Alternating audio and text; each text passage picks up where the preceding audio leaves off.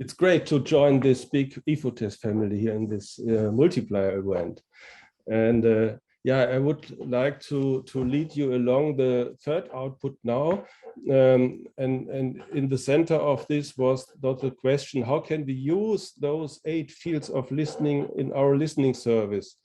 And yeah, thanks to this impressive and big research, we now have the first really well-founded self-assessment test on listening skills, and I think that's a great development. But at the same time, you may have wondered whether some of the listening skills field are actually a relevant field in our area, so in our listening centers, such as encourage behavioral change or taking the lead. Is this something we do during listening processes? And on the other side, other fields, however, they fit very well, such as acceptance or explorations. So one question was, how can we connect these fields to our work? And the second question of intellectual output 3 was how we can train this or make it more precise, more clear what we mean by listening under these different fields. And yeah, I start now a presentation that gives you some ideas how we went on. Can you see this presentation now? Okay. Yes. So it has to do with the quality of listening. And yeah, first, what are we doing? We are there for people who have difficulties or problems or crises. And a problem or a crisis has a typical appearance. The first phase of a crisis, I think you know this from training, is that a crisis or a problem will be denied. There will be built up resistance. People say, no, well, it's not really a difficulty. So that is the typical phase of the first time of a crisis. And when the crisis goes on, the difficulty stays. Then there comes a phase of acceptance because you don't find any way out. You must accept or realize the situation, and usually then it's followed by emotional reactions like fear or like pain or like anger, missing, pleasure. The third phase then is that if you go deeper in your situation, you start to understand and you start to integrate your situation, your problem, your difficulties. And in the last phase, there can be a development of new action or change. And this is a model of crisis that is, I think, well known, and it's part of different models in psychotherapy. And something that is important for a caller or for a chatter of someone who's coming up in male counseling, that if a crisis starts and you stay alone, it's difficult. So you need a contact. You need a contact to overcome resistance, a good contact, a strong contact. So you have a need for contact. And in the second phase, there is a need for relation to come to acceptance, and that you can show your emotional reactions. And to understand and integrate difficulties, there's a need for consolidation, for deepening the difficulty you have. And there is a need, at least, for modification. So there are 4 needs for a listening process. And we tried to connect the fields of listening we found out in the questionnaire to those model of crisis. Here's an example from Virginia Satir, perhaps you know, from one of the founder of family therapy in the United States. And she uses the same model of crisis phases, not only for individuals, but also for families. So you see here, if you look along, so there's a status quo of a family system, and because of foreign elements or changes, first there will be a phase of resistance, then it's getting into difficulties and chaos.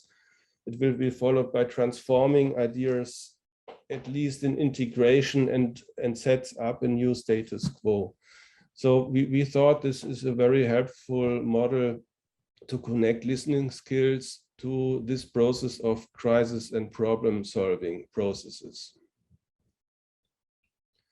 Yeah, so listening process includes 4 phases.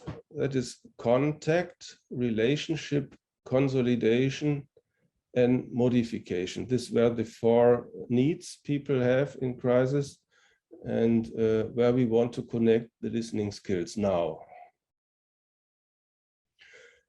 To remember what Ulrike showed us before, we have these different fields: acceptance and behavioral change, exploration, and all the others. And you can see that always 2 are colored into peers. And we found out that you can put together always 2 of the listening skills in a good way that can be connected to this crisis process. I will show you the first peer now, build acceptance. That means if you want to train listening, it's necessary that you build acceptance in front of a dialogue partner related into his or her situation. And the item, the field 3 of the study, to promote self-exploration, to allow the person to deepen himself, herself, to speak about the difficulty. That is the starting point of a contact. And the second step is to make the relationship closer. That means foster shaping relationship.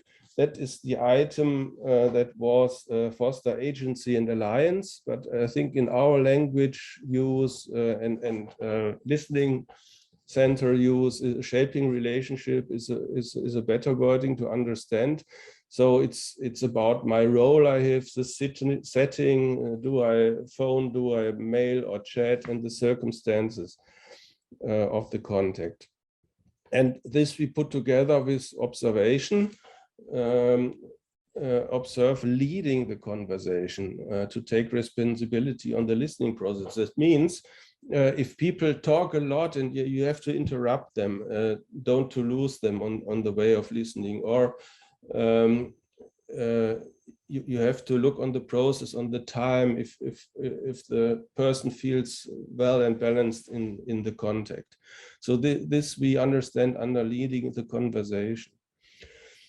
And the next 2 the next peer of listening skills is to deepen the emotional understanding, to relieve pressure, to relieve pain, to relieve fear, and from this point to paraphrase meaningful coherences, to understand the mind construction. So this is the phase where you work on one side on emotions, and on other side also on perspectives, on mindset perspectives.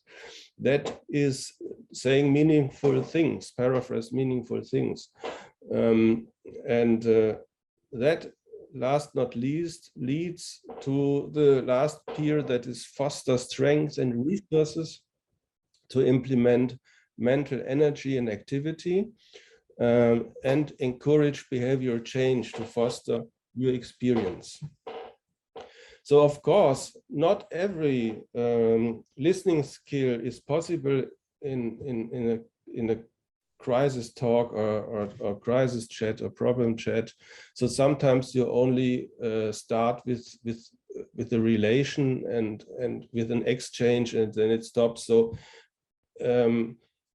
from our view, it's not the point that in every conversation, you must have all 8 listening skills active, or that it must be part of the conversation. But if you want to close a complete listening process in the best way you can, you will have all 8 fields of listening skills on top.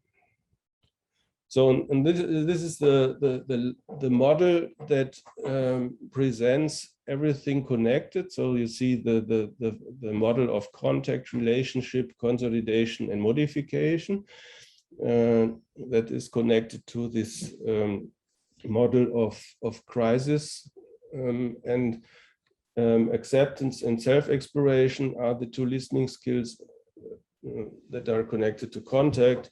To relationship, we have the leading conversation and shaping relationship. Consolidation is connected to meaningful coherences and emotional understanding.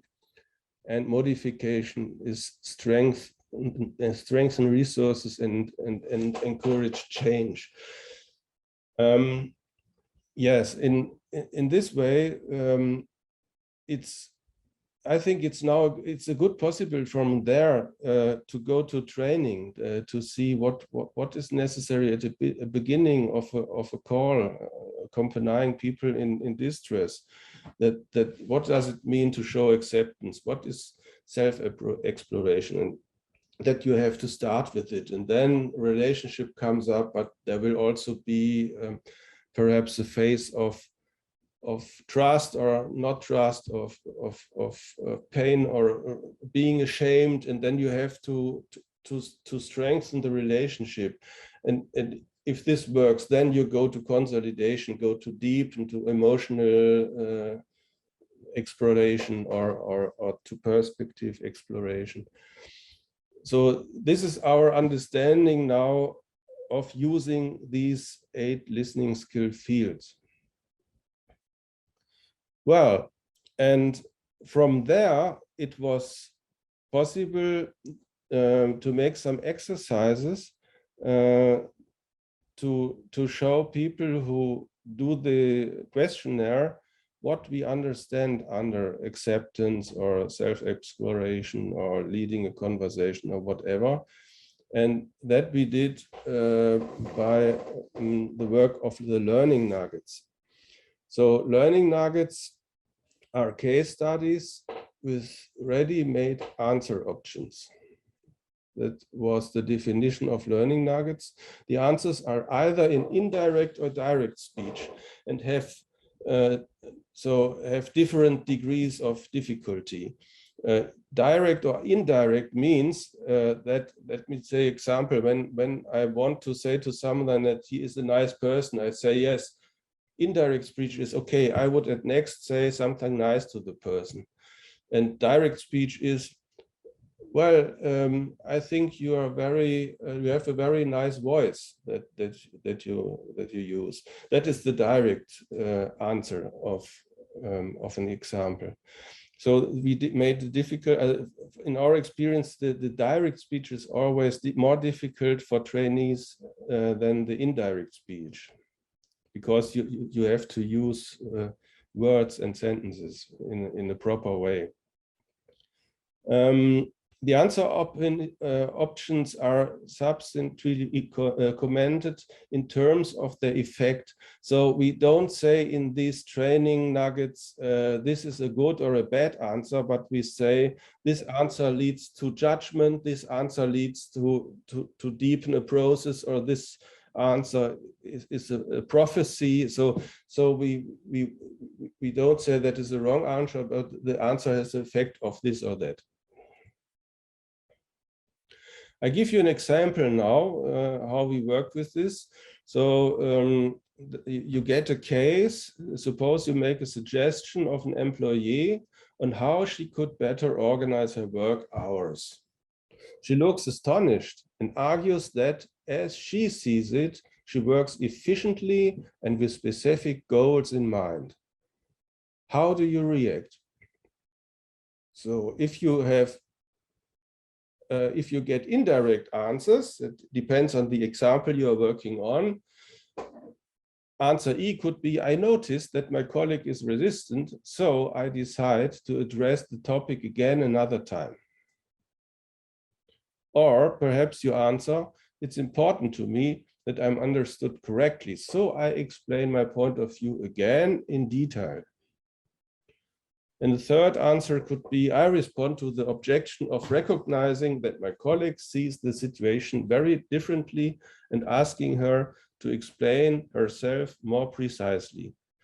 So in this way, you have to choose the answer that is for you most connected to acceptance. And the same style of cases and answers we did with the direct version. So you see here the same answer A as a direct. I can see you're not ready to go over this with me at the moment. Let's just have things how they are for the moment. So this would be the direct formulation of answers. You don't seem to understand what it means. I will explain again and give you an example so that you can put it in perspective, probably because it's important that you can organize your working hours better. And the third indirect is, I can see that you are surprised by my feedback. It seems you see things very differently. I'd like to have a better understanding of your point of view so that we can clarify your differences. So those answers make you sensible how you could answer more or less along to the listening skill item you are training now. So that is lead to acceptance. And at the end, you get a comment where you can learn something on your own answer. You have chosen.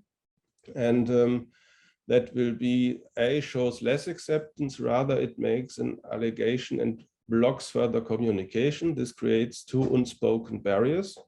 So that is, when you don't talk and put it away to another time. B shows a less acceptance of the employee, rather it only furthers your own point of view. The employee will feel reprimanded. And C, that is from our perspective, the best answer on acceptance, shows respect for the employee's opinion, accepts it, and shows interest in their point of view.